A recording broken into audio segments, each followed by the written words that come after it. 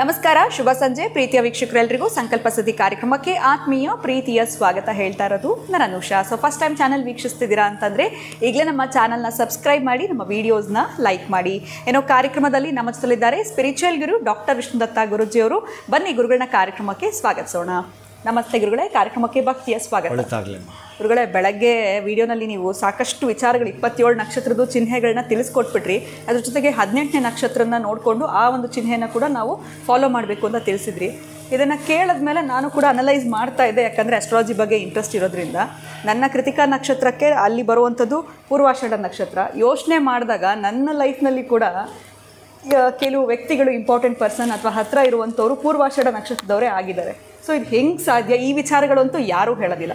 ಸಾಕಷ್ಟು astrology shows ಮಾಡಿದ್ದೀನಿ ಅಂತಲೇ ಹೇಳ್ಬೋದು. ಈ ಥರದ ವಿಚಾರಗಳು ಹೇಳೋಕ್ಕೆ ಸಾಧ್ಯನೇ ಇಲ್ಲ. ಈಗ ಅದನ್ನು ಕ್ಯಾಲ್ಕುಲೇಷನ್ ಮಾಡಿ ಅನಲೈಸ್ ಮಾಡಿದ್ಮೇಲೆ ಆ 18ನೇ ನಕ್ಷತ್ರದವರು ಅವರೇ ಹೆಂಗೆ ಕ್ಲೋಸ್ ಇದ್ದಾರೆ, ಈ ಥರ ನನಗೆ ಆಲೋಚನೆಗಳು ಸ್ಟಾರ್ಟ್ ಆಗೋಯಿತು. ಸೊ ಅದು ಹೆಂಗೆ 18ನೇ ನಕ್ಷತ್ರನೇ ನಮಗೆ ಆತ್ಮೀಯವಾಗಿರ್ತಾರೆ ಅಥವಾ ನಮ್ಮ ಜೀವನದಲ್ಲಿ ಬಂದಿರ್ತಾರೆ, ಕಂಟಿನ್ಯೂ ಆಗ್ತಿರ್ತಾರೆ, ಹೆಂಗೆ ಸಾಧ್ಯ ಗುರುಗಳೇ? ಇದ್ರ ಬಗ್ಗೆ ತಿಳಿಸ್ಕೊಡಿ. ಇದೊಂದು ರೀತಿ ನಿಜವಾಗ್ಲೂ ಕುತೂಹಲನೇ ಮೂಡ್ತಾ ಇದೆ ನನಗೆ. ಅದು ಜೀವನದಲ್ಲಿ ಇರುವಂಥ ಇಬ್ಬರು ಕೂಡ ಅದೇ ನಕ್ಷತ್ರದವರೇ ಆಗಿದ್ದಾರೆ, ಹೆಂಗೆ ಸಾಧ್ಯ ಅಂತ ಅನಿಸ್ತು. ಬಹುಶಃ ಇದು ಅವ್ರವ್ರು ನೋಡಿಕೊಂಡ್ರೆ ಅವರಿಗೂ ಅನಿಸಿರ್ಬೋದು, ಹೇಳೋಕ್ಕಾಗೋದಿಲ್ಲ. ಓಂ ವಿಶ್ವಸ್ಮಯ ನಮಃ. ಪ್ರೀತಿಯ ಬಂಧುಗಳೇ, ಕೆಲವೊಂದು ರಹಸ್ಯಗಳನ್ನು ಭೇದಿಸೋ ಹಾಗಿಲ್ಲ, ಛೇದಿಸೋ ಹಾಗಿಲ್ಲ. ನಾನು ಹೇಳ್ತಾರಲ್ಲ, ಈ ಋಷಿ ಮೂಲ, ನದಿ ಮೂಲ, ಹೆಣ್ಣಿನ ಮೂಲ ಹುಡುಕಬೇಡ ಅಂತ ಹೇಳುತ್ತಾನೆ. ಅದಕ್ಕೆ ನಾನು ಪರ್ಯಾಯವಾಗಿ ಒಂದು ನಕ್ಷತ್ರದ್ದು, ಅವರ ನಕ್ಷತ್ರ 18 ನಕ್ಷತ್ರ ಕೊಟ್ಟಿರೋವಂಥದ್ದು. ಈಗ ನೀವು ಹೇಳಿದ ಮೇಲೆ ಮಾತಾಡೋಂಥ ಇಷ್ಟು ಸಬ್ಜೆಕ್ಟ್ ಇದೆ. ಆದರೆ ಅವರವರಿಗೆ ಅದು ಅನುಭವ ವೇದ್ಯವಾಗುತ್ತೆ. ಬಹಳ ರೋಚಕವಾಗಿ ರಹಸ್ಯ ಇದೆ, ಬಹಳ ರೋಚಕವಾಗಿ ರಹಸ್ಯ ಇದೆ. ಈ ಚಿದಂಬರ ರಹಸ್ಯ ಅಂತಿದೆಯಲ್ಲ, ಆ ಚಿದಂಬರ ರಹಸ್ಯ ಅನ್ನೋ ಆ ಕೋಣೆನೇ ಕತ್ತಲು ಕೋಣೆ. ಆ ಕತ್ತಲು ಕೋಣೆ ಒಳಗಡೆ ಅವರ ಅವರ ಅವರ ಪೂರ್ವಿಕರು ಮಾತ್ರ ಹೋಗಿ ಬರತಕ್ಕಂತಹದ್ದು.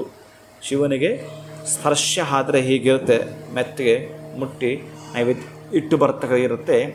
ಇದು ಅಷ್ಟೇ ರಹಸ್ಯ. ಈಗ ನೀವು ಕೇಳಿದ 18, ಈಗ ನಿಮಗೆ ನೀವೇ ಚೆಕ್ ಮಾಡಿಕೊಂಡ್ರೆ ಏನಲ್ಲಿ ಗೋಚರ ಆಗುತ್ತೋ ನನಗೆ ಚೆಕ್ ಮಾಡಿಕೊಂಡ್ರು ಅದೇ ಅದು. ಬಟ್ ಅದು ಒಳ್ಳೆಯದ ಕೆಟ್ಟದ್ದ ಎರಡರ ಮಧ್ಯೆ ಸಿಲ್ಕೊಂಡಿರ್ತೀರಿ. ಈ ಕುರುಕ್ಷೇತ್ರ ನಡೀತಲ್ಲ, ಎಷ್ಟು ದಿನ ನಡೀತು? ಎಷ್ಟು ದಿನ ಗುರುಗಳೇ? 18 ದಿನ. 18. ಈ 18 ದಿನಗಳೇ ಯಾಕೆ? ಇನ್ನೂ ಬಹಳ ಇದೆ, ಉದ್ದ ಹೇಳೋದು ಬೇಡ ನಾನು. ಅದಕ್ಕೆ ನಾನು ಮೊದಲೇ ಹೇಳಿದ್ದೀನಿ ಇದೊಂದು ರಹಸ್ಯ ಅಂತ. ನಿಮಗೆ ಬಿಡುತ್ತೇನೆ. ನಿಮ್ಮ ನಕ್ಷತ್ರವನ್ನು, ಅದರಲ್ಲೂ ಜನ್ಮ ನಕ್ಷತ್ರ 100ಕ್ಕೆ 100 ರಿಸಲ್ಟ್ ಕೊಡುತ್ತೆ. ಈಗ ಯಾರೋ ಒಬ್ಬರು ಏನು ಮಾಡ್ತಾರೆ ಅಂತಂದರೆ, ಯಾರೋ ನಾರಾಯಣಪ್ಪ ಅಂತ ಹೆಸರು ಇರುತ್ತೆ ಅಂದ್ಕೊಳ್ಳಿ. ಆ ನಾರಾಯಣಪ್ಪ ಅನ್ನೋ ನಾಮ ನಕ್ಷತ್ರದ ಹೆಸರು ಬಂದು ನೀನು ಹಿಂಗೆ ತಗೊಂಡಾಗ ಅನುರಾಧ ಆಗಿಬಿಡುತ್ತೆ. ಅನುರಾಧ ನಕ್ಷತ್ರಕ್ಕೆ 18ನೇದು ಯಾವುದು? ಅಷ್ಟೇಶೆ ಬಂದುಬಿಡುತ್ತೆ. 18 ಅದು ಮಾಡ್ಕೊಂಡು ಹೋದರೆ ಅದಕ್ಕೂ ಅದರ ಕಾಂಬಿನೇಷನ್ನು ಗತಕಾಲದ್ದು, ಪ್ರೀವಿಯಸ್ ಜನ್ಮದ್ದು, ಹಿಂದಿನ ಜನ್ಮದ್ದು ಫೀಲ್ ಮಾಡಿ ನೀವು ಹೇಗಿರುತ್ತೆ ಅಂತಂದರೆ, ಈ ಜನ್ಮದ್ದು ನಿಮ್ಮದು ಆ ಪೀಲ್ ತೆಗೆದುಬಿಡುತ್ತೆ. ಏನು ಯಾವುದದ್ದು ಕೆಟ್ಟದ್ದು ಪೀಲ್. ಈಗ ಬಾಳೆಹಣ್ಣು ತಿನ್ನಬೇಕಾದ್ರೆ ಅದರ ಪೀಲ್ ತೆಗಿಬೇಕಲ್ಲ, ನೀವು ಪೀಲ್ ಮಾಡಬೇಕಲ್ಲ. ಹೌದು. ಹಾಗೆ ನಿಮ್ಮ ನತದೃಷ್ಟಗಳನ್ನು ತೆಗೆದಾಕುವ ಶಕ್ತಿ ಆ 18ರಲ್ಲಿದೆ. ನತದೃಷ್ಟವನ್ನು ತೆಗೆಯುವಂಥ ಶಕ್ತಿ ಇದೆ. ಅತ್ಯಂತ ಅದ್ಭುತವಾದ ಅದೃಷ್ಟವನ್ನು, ಖಾಲಿ ಅದೃಷ್ಟ ಅಂತ ಹೇಳ್ತಾಯಿಲ್ಲ ನಾನು, ಸಿಕ್ಕಾಪಟ್ಟೆ ಅದೃಷ್ಟ ಪಡೆಯಲಿಕ್ಕಿದೆ. ಇದೊಂದು ರಹಸ್ಯ ಇದೆ. ಅದಕ್ಕೆ ಇನ್ನು ಹೆಚ್ಚಿನದ್ದು ಹೇಳೋದು ಸಮಂಜಸವಲ್ಲ. ಶಾಸ್ತ್ರ ಕಟ್ಟಪ್ಪಣೆ ಹಾಕಿರುತ್ತೆ. ಅದಕ್ಕಾಗಿಯೇ ಇನ್ನು ನಿಮಗೆ ಅದು ಅನುಭವ ಆಗಿದೆ ಅಂತಂದರೆ ಅವರೇ ಅವರ ಅನುಭವವನ್ನು ಪಡೆಯಬೇಕಂತೆ. ಕೆಲವೊಂದನ್ನು ಹೇಳಿದಾಗ ಸೂಕ್ಷ್ಮವಾಗಿ ಗಮನಿಸಬೇಕು, ಅಲ್ಲಿ ನೀವು ನಡೆಯಬೇಕು, ನಿಮಗೆ ಬೇಕಾದ್ದನ್ನು ಪಡೆದುಕೊಳ್ಳಬೇಕು. ಅದಕ್ಕೆ ನಾನು ಸ್ವಲ್ಪ ಪಾರ್ಟ್ನರ್ ಆಗಿರ್ಬೋದು ಅಥವಾ ನಿಮ್ಮ ಜೊತೆಗಾರಕ್ಕೆ ಸಂಬಂಧಪಟ್ಟ ಹಾಗೆ ನಿಮ್ಮ ಸಂಗಾತಿ, ಈ ಆಯ್ಕೆಯಲ್ಲಿ ಏನಾದರೂ ಮಾಡಿಕೊಳ್ತೀವಿ ಅಂತಂದರೆ ಇನ್ನು ನಡೆಯೋದೇ ಮೇರು ಶಿಖರ, ಮೇರು ಫಲಗಳು. ಇಲ್ಲಿ ಈ ರಹಸ್ಯಗಳ ಬಗ್ಗೆ ಅಂತ ಮಾತಾಡ್ಲಿಕ್ಕೆ ಹೋದರೆ ಒಂದು ಹಾಡು ತೆಗೆದುಕೊಂಡ್ರೆ ಅದರಲ್ಲಿ ಅದ್ಭುತವಾದ ಸಾಹಿತ್ಯವಿರುತ್ತೆ. ಈ ಮುಷ್ಟಿಕಾಸೂರ ಚಾಣೂರ ಮಲ್ಲ ಯುದ್ಧ ವಿಶಾರದ ಕುವಲಯ ಹಿಂಗೆ ಹೋಗುತ್ತೆ. ಅದು ಆ ಕುವಲಯ ಪೀಡ ಅಂತಿದೆ.